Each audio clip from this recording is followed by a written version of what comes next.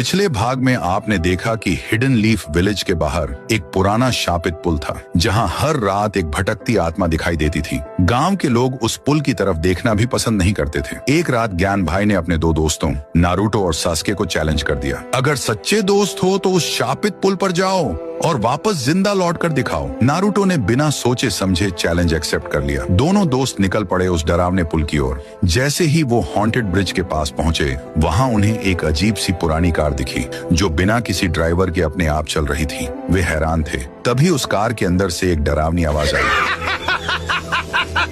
अचानक वो कार बदल गई और उसकी जगह सामने एक आत्मा खड़ी थी। दूसरी ओर ज्ञान भाई सुबह तक उनका इंतजार करता रहा। अगली सुबह गांव वालों को पुल के पास सास्के की लाश मिली। उसकी आंखें खुली हुई थीं, मानो उसने मौत से पहले कुछ बेहद डरावना देखा हो। राय स्टार भी वहीं मौजूद था, लेकिन उसे एक बात समझ नहीं आ रही थी, अगर सास्के मर चुका है तो नारुतो कहाँ है? कुछ तो गड़बड़ थी। राय स्टार ने फैसला लिया, आज रात मैं खुद उस शापित पुल पर जाऊंगा। रात का समय, अंधेरा, पुल पूरी तरह सुनसान। राय स्टार अकेला आगे बढ़ता है। तभी उसे हवा में उड़ती हुई वही पुरानी कार फिर से दिखाई देती है। वो डर से पीछे हटने लगा, लेकिन कार सीधा उसके सामने आ गई और एक पल में वह कार फिर से एक आत्मा में बदल गई। राय स्टार ने जोर से पूछा, कौन हो तुम? सस्के को क्यों मारा? और नारुतो कहाँ है? तभी वो आत्मा बोलती है, मेरा नाम ओबीटो है और मैंने किसी को नहीं मारा। जब मैं तुम्हारे दोस्तों के सामने आया, उनमें से एक डर के मारे खुद ही पुल से कूद गया और दूसरा बेहोश हो गया। फिर ओबीटो ने एक बॉक्स खोला जिसमें नारुतो बेहोशी की हालत में पड़ा था। राय स्टार ने नारुतो को होश में लाया और दोनों ने मिलकर ओबीटो से उसकी सच्चाई पूछी। तब ओबीटो रोने लगा और सुनाई अपनी दिल दहला देने वाली कहानी। मैं ओबीटो उचिहा हूँ, इस गांव का ही रहने वाला। मेरी जिंदगी में एक लड़की थी, रिन, जिसे मैं बहुत पसंद करता था। हम एक ही स्कूल में पढ़ते थे, हमेशा साथ रहते थे। लेकिन एक दिन सब कुछ बदल गया। रिन बहुत परेशान थी। जब मैंने पूछा तो उसने बताया कि हमारे स्कूल का एक टीचर